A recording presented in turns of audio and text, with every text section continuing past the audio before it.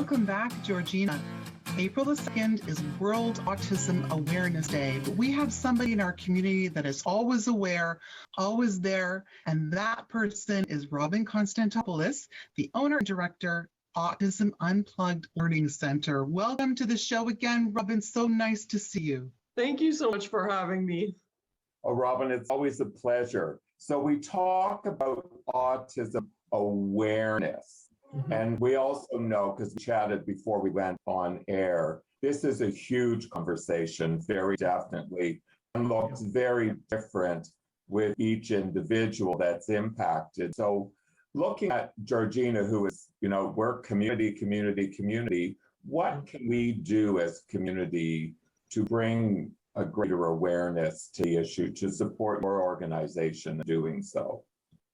Right. So there's different ways to kind of look at that, right? So you could have the family that has a child with autism and doesn't know they have a child with autism, right? So even just knowing what some of those attributes kind of look like and being aware, because the family may not be aware.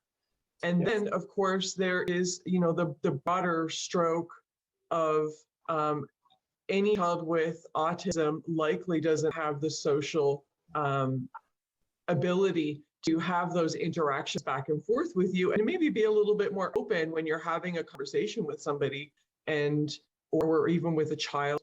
And if they're not responding to you the way you think they should be responding, maybe to be a little bit more receptive, because just knowing that, oh, maybe that child does have autism, maybe they're not a slow learner, maybe they just don't get it, right? Like, you remember when you were a kid, we used to hear all these things. Oh, he's a late bloomer, right? Yeah. We have so many kids. Autism doesn't have to look like a nonverbal child. Autism can look like a high functioning child that's 13, 14 years old, that's super smart, that has really high grades in school, that's able to communicate, and then just shut down the minute they walk through the threshold at home, right? And then there's zero self-regulation and they just tear the place up and nobody knows, right? That ability to focus even at school, right? And I love that, because I know it is about the narrative. I know it is about the language and keeping that conversation going and understanding how to do that in a respectful way. So I love what you just said about that openness, and not judging or assuming, because there's always, as you know, so much more to the story than that.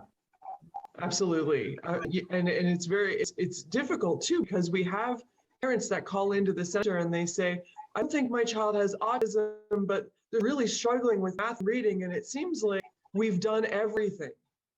And then we start doing a little bit of testing, and then we find out this child actually has super high functioning autism, which means that their brain is super smart, their IQs are through the roof. These are exceptional children, and things are just getting lost.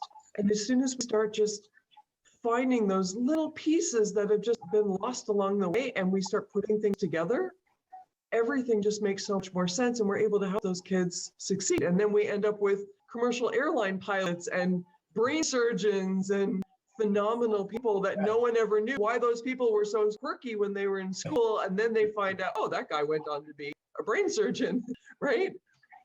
And autism can look like a lot of different things.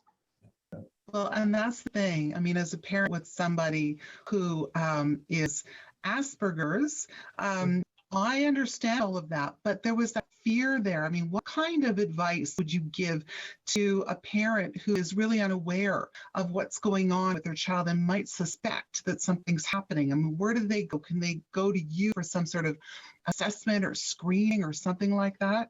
Right. So the first thing I would say is, if your child is under the age of 6, 100% go to early intervention, because they can identify this very, very quickly. They can spend 10 minutes with your child and have an idea of which way to go. And if your child is over age 6, you can call us. Even if they're under 6, you could call us.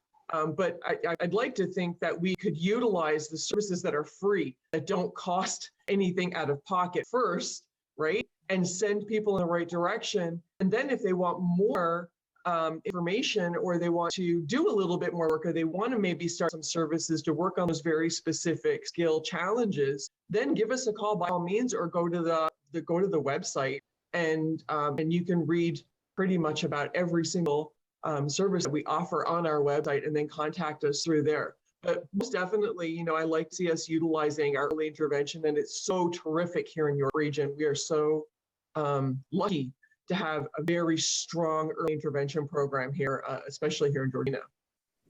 Wow. Gosh, I mean, I've just got so many questions. I've got so many comments, excuse me, so many comments that I want to share with you. But again, it's, I think it's just wonderful for our community to understand that this is not a roadblock. This is not a barrier.